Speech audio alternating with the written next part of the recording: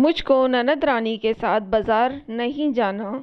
स्नेहा बेटा, सारा काम निपट गया रसोई का? हाँ मम्मी जी, निपट गया। बस अभी अभी खाली हुई हूँ। स्नेहा ने साड़ी के पल्लू से पसीना पोंछते हुए कहा। तो ऐसा करो, तुम फटाफट तैयार हो जाओ जाकर। ज़रा प्रेरणा को आज फिर बाजार जाना है। अभी कह ही रही थी हमसे कि भाभी को लेकर बाजार जाऊंगी। रागिनी अपनी बहू स्नेहा को आवाज़ लगाते हुए बोली, जो कि अभी अभी रसोई समेट कर खाली ही हुई थी और थोड़ी देर सुस्ताने के लिए बैठने ही जा रही थी। और तभी सास रागिनी ने एकदम से फरमान सुना दिया, मम्मी जी, हम जीजी के साथ बाजार तो बिल्कुल भी नहीं जाएंगे, क्योंकि मेरा बिल्कुल भी मन नहीं है उनके साथ बाजार जाने का। स्नेहा ने बिना किसी लाग लपेट के स्पष्ट शब्दों में रागिनी से कहा। स्नेहा बेटा, आखिर ऐसा क्यों कह रही हो तुम? आखिर जरा सा उसके साथ बाजार जाने में भी तुमको आपत्ति है? 4 दिनों के लिए तो आई है बेचारी। ऐसा लगता है कि जैसे तुमको उसका यहाँ पर आना खल रहा हो। रागिनी ने चिनक कर तिरछी नज़रों से के साथ स्नेहा से पूछा। मम्मी जी, मुझको जीजी के साथ बाजार जाने में कोई भी आपत्ति नहीं है, लेकिन जो बाजार में से आने के बाद मुझको सब कुछ झेलना पड़ता है, उससे मुझको आपत्ति है। ये आप क्यों नहीं सोचती और मुझको यहाँ पर उनका क्यों खलने लगे? ये उनका अपना मायका है, वो जब भी चाहें यहाँ आ जा सकती हैं। स्नेहा ने फिर स्पष्ट शब्दों में कहा। ऐसा भी क्या अनोखा भला झेल जाती हो? बाजार से वापस आकर जरा मैं भी तो सुनूं। रागिनी ने फिर चिनकते हुए कहा। मम्मी जी, जब से मैं ब्याह कर इस घर में आई, तब से आपको तो रसोई को कोई लेना देना नहीं है, ना ही चाहे कोई भी मेहमान आए या रिश्तेदार। खैर, उससे मुझको कोई आपत्ति नहीं, लेकिन जब से जीजी अपने दोनों बच्चों के साथ आई हैं तो काम स्वाभाविक रूप से ज़्यादा ही बढ़ गया है। खैर, उससे भी मुझको भी आपत्ति नहीं, क्योंकि मुझको तो काम धंधा करना अच्छा ही लगता है। लेकिन जीजी को तो कोई ना कोई बहाने रोज़ ही बाजार जाना होता है। उस पर भी एक ही दुकान से उनका काम नहीं चलता। 10 दुकान पर जा जाकर बहुत मोल भाव करके बड़े आसान के साथ सामान लेंगी, और यही सब करते करते मैं बहुत थक जाती हूँ। उसके बाद जब घर वापस आओ तो जीजी तो थक गए का फरमान सुनाकर आपके पास आराम से बैठ जाती है, लेकिन मुझको तो सीधे रसोई में ही घुसना पड़ता, क्योंकि उतनी देर में दोनों बच्चों के बड़ी ज़ोर से भूख लग आई होती है। पापा और समर के भी दुकान से आने का समय हो चुका होता है, तो खाना भी मुझको फटाफट तैयार करना पड़ता है। आखिर मैं भी तो इंसान हूँ, मैं भी तो थक जाती हूँ ना। लेकिन आप लोगों में से किसी का भी ध्यान घर की बहू की तरफ नहीं जाता है, क्योंकि वो तो काम करने की मशीन जो है ना, चाहे जितना भी काम करवा लो, फिर चाहे वो बाजार हो या फिर घर का हो या फिर रसोई का हो, वो थकती थोड़ी ना है, क्योंकि उसमें जान ही नहीं होती। काश आप भी एक बार अपनी बहू के बारे में सोच लिया करिए कि बहू भी थक गई होगी। चलो, मैं ही उसकी थोड़ी बहुत मदद करवा दूँ, या फिर जीजी के बाद ही बोल दे कि वो मेरी थोड़ी ही सहायता कर दे, लेकिन बिल्कुल भी नहीं। इसलिए मुझको तो जीजी के साथ बिल्कुल भी बाजार नहीं जाना है।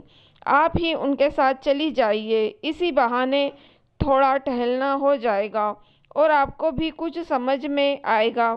स्नेहा के मन का दर्द आज जुबान पर उभर आया।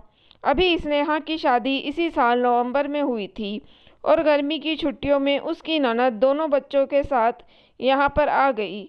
अब तो प्रेरणा को रोज़ ही किसी खरीदारी के लिए बाजार जाना होता है, क्योंकि उसकी शादी कस्बे में हुई थी और मायका उसका शहर में था, और उसके साथ कहीं ना कहीं उसके मन में ये भी लालसा रहती थी कि यहाँ पर जितना ज़्यादा से ज़्यादा सामान वो खरीद लेगी, उतने ही फ़ायदे में रहेगी, क्योंकि यहाँ पर वो जो भी सामान खरीदेगी वो उसके पापा और भैया की ही जेब से जाएगा, क्योंकि मम्मी तो सामान का रुपया दिए मानेगी ही नहीं, और इसी चक्कर में वो ज़बरदस्ती स्नेहा को भी साथ लेके जाती और तो लौट कर खुद तो आराम से बैठ जाती, लेकिन स्नेहा की आफत आ जाती, क्योंकि उसके आते ही सास और ननद और दोनों बच्चों की तरह तरह की फरमाइशें शुरू हो जाती।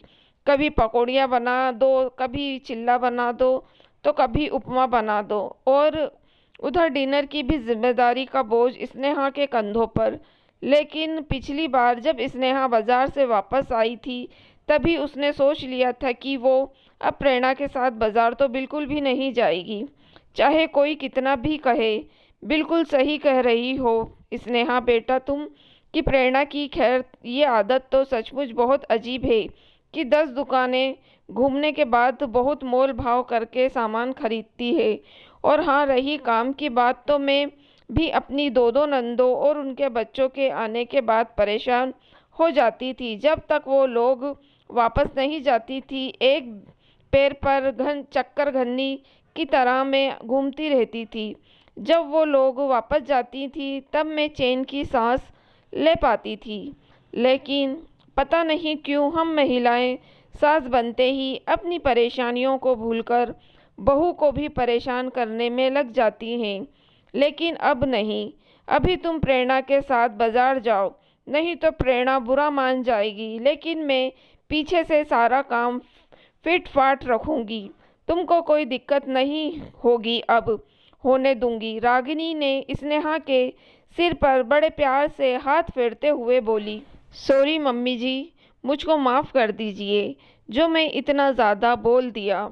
लेकिन बाज़ार से लौटकर मैं सचमुच बहुत ज़्यादा परेशान हो जाती थी, बस इसलिए सब कुछ मेरे मुंह से निकल गया।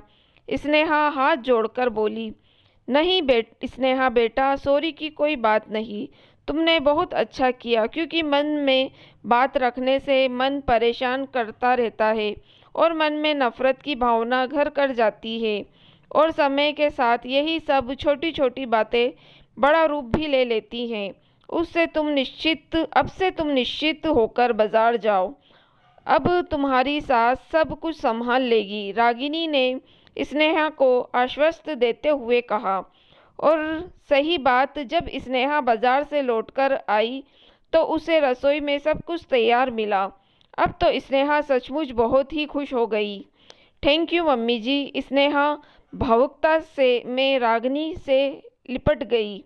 बेटा थैंक यू की कोई बात नहीं, और हाँ, अब मैं तुम्हारी रसोई में रोज़ मदद करवाया करूँगी, क्योंकि मुझको भी लगता है कि जब से तुम्हारे आने के बाद सारे काम धाम छोड़कर बैठ गई हूँ, तो मेरे हाथ पैरों में दर्द भी रहने लगा है, खाना हजम नहीं होता, सो अलग, और शरीर भी धीरे धीरे भारी होता चला जा रहा है।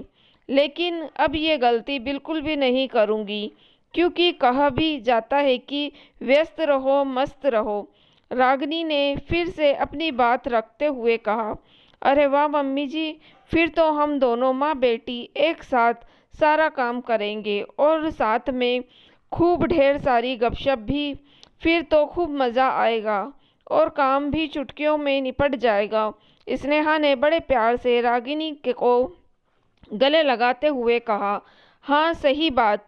और कुछ ही देर में दोनों सास बहू आराम से बातें करते हुए रसोई में काम कर रही थी। दोस्तों, अगर आपको कहानी पसंद आई हो तो प्लीज़ आप मेरे चैनल को सब्सक्राइब ज़रूर कीजिएगा, और मेरी वीडियो को लाइक और शेयर भी ज़रूर कीजिएगा। Thank you for watching.